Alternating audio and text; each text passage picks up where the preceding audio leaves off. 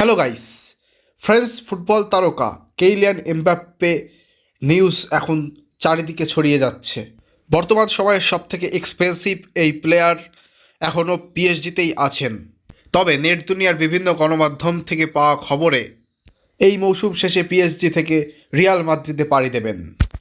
তবে গত 2-3 বছর ধরেই এমবাপ্পের রিয়ালে যাওয়া নিয়ে সমালোচনার ঝড় বয়ে যায়। কিন্তু এইবার এমবাপ্পে মাদ্রিদের সঙ্গে অলরেডি চুক্তি নবায়ন করার সম্মুখে চলে এসছে। অফিসিয়ালি মাদ্রিদ এখনও এসব কিছু না জানালেও ভিতরে ভিতরে নাকি এমবাপ্পের সঙ্গে মাদ্রিদের একটা চুক্তি হয়েছে এবং এই মৌসুম শেষে লুকা মদ্রিচ রিয়াল মাদ্রিদকে বিদায় দিচ্ছেন।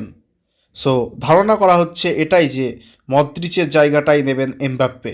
মদ্রিচের 10 নম্বর জার্সি এখন এমবাপ্পের হবে।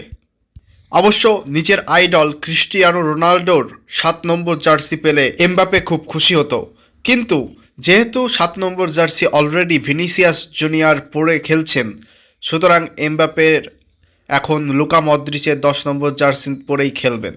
গত 2-3 বছর ধরেই এমবাপ্পেকে পিএসজি অনেক কাঠঘর পুড়িয়ে এখনও অবধি তাদের দলে রেখেছে, কিন্তু আর হয়তো তারা পারবে না। এমবাপ্পের ইশারায় মেসি এবং নেইমারের মতো নামকরা ফুটবলারদেরকেও পিএসজি বিদায় দিয়ে দিয়েছে, এক প্রকার ছেড়ে দিয়েছে বলতে গেলে। তারপরেও সেই এমবাপ্পেকে এখন আর পিএসজি ধরে রাখতে পারছে না।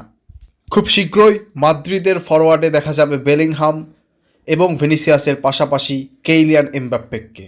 অ্যাটাকিং ভাগে এই তিনজনকে খেলালে মাদ্রিদের অ্যাটাক হবে ধ্বংসাত্মক।